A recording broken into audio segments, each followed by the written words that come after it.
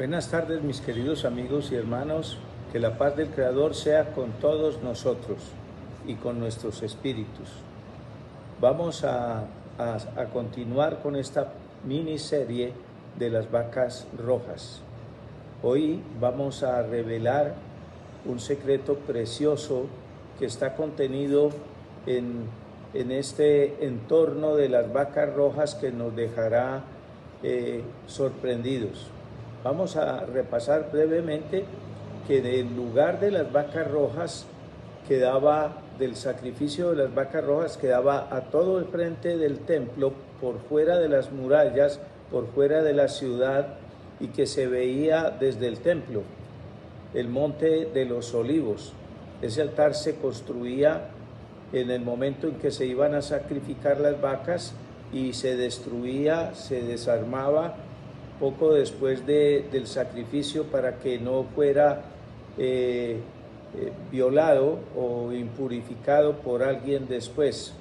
Quedaba exactamente delante. ¿Por qué?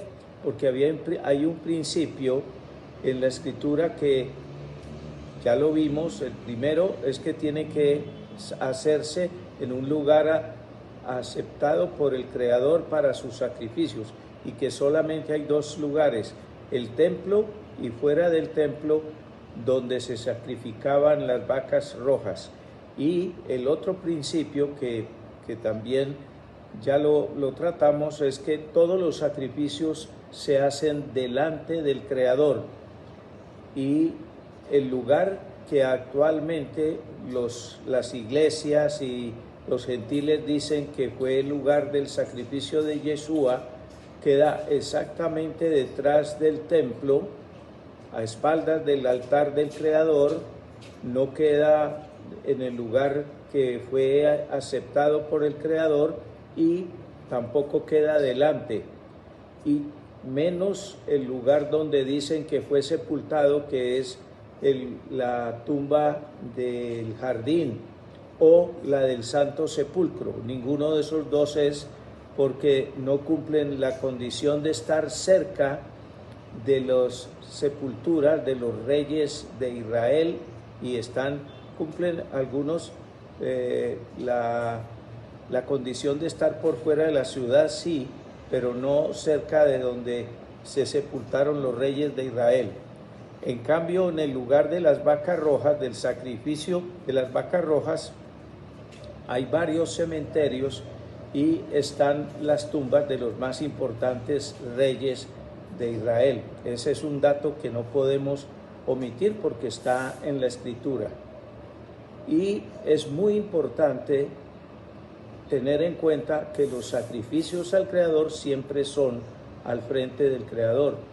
Y el mal llamado Gólgota, porque se parecía a una calavera, porque tiene apariencia de calavera, está por detrás del altar del Creador, y no cumple esa condición. Ahora, la palabra Gólgota se refería en general a cementerio. Ahí hay un cementerio de los musulmanes, pero donde están los cementerios de los reyes de Israel y de las personalidades de Israel es en el monte de los olivos. Está lleno de tumbas y tiene más posibilidad de que a eso se refiera la escritura cuando dice Gólgota. Y fuera de eso, la sepultura tuvo que haber sido cerca del lugar del sacrificio, porque ahí están enterrados los reyes de Israel. Ahora hay una revelación muy hermosa que hay que tener en cuenta. En el momento del sacrificio de Mashiach, cuando lo tenían ahí al lado con los dos prisioneros que sacrificaron con él, ladrones, dice la escritura, en el momento de la expiración, cuando Mashiach expiró, la tierra se rajó, hubo unos truenos y tempestades, y el cielo se nubló, y la tierra se abrió en dos, y en ese momento un centurión comprobó que los condenados estuvieran muertos, y le rompieron las piernas a los ladrones, a los que estaban a los lados, pero a él la Escritura dice que como fue el cordero, el sacrificio de él fue como el cordero, y al cordero está prohibido fracturarle un solo hueso. Le metieron una lanza en el costado y su sangre cayó y pasó por la hendidura y dio en el lado izquierdo del arca. Y ese lugar estaba reservado para la sangre del cordero, porque cuando el sumo sacerdote hacía sacrificios en el templo, entraba y hacía con la sangre del cordero sacrificado, hacía las 7 aspersiones, 6 al piso y una al cielo, pero siempre al lado oeste, al lado derecho, y omitía tocar el lado izquierdo. ¿Dónde está eso? En Levítico 16:14, cuando dice: tomará la sangre del carnero y la rociará con su dedo delante de la tapa del arca hacia el este, hacia el lado derecho, y se libraba el lado izquierdo, de manera que cuando el Mashiach fue sacrificado, la sangre cayó por la hendidura y roció para cumplir la profecía en el lado izquierdo. Ese detalle es muy, pero muy importante que lo tengamos en cuenta, además de la suma de los otros detalles que se omitieron en ese sacrificio.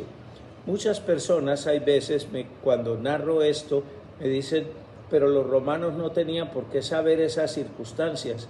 Y dice: sí, pero es posible que eso sea cierto, pero lo que no se puede tampoco omitir es que el Creador tiene el control de todo en la creación, y aunque los romanos y los falsos sacerdotes que pidieron el sacrificio de Mashiach, que no eran hebreos, sino que eran de la simiente, de la otra simiente, de la simiente caída de los ángeles caídos, no puede que supieran o no supieran esos detalles, pero al Creador no se le escapa el control de todo lo que tiene sobre la creación, y ese sacrificio tenía que estar bajo su control, porque fue planeado por él y fue ejecutado por él, hecho Mashiach.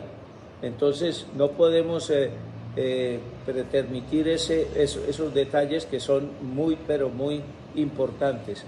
Y tenemos otro detalle más hermoso todavía, y es que además de estar el arca debajo del lugar donde se fue el sacrificio de Mashiach, a ese lugar, ahora cuando terminen estos tiempos, que estamos en los tiempos postreros, estamos al final de esos tiempos postreros, se está cumpliendo esos tiempos, es el lugar que dice la Escritura donde va a descender el Mashiach por segunda vez, en el monte de los olivos, a todo el frente del templo, y no hay sino un sitio que cumpla esas condiciones: el lugar del sacrificio de las vacas rojas y del sacrificio de Mashiach.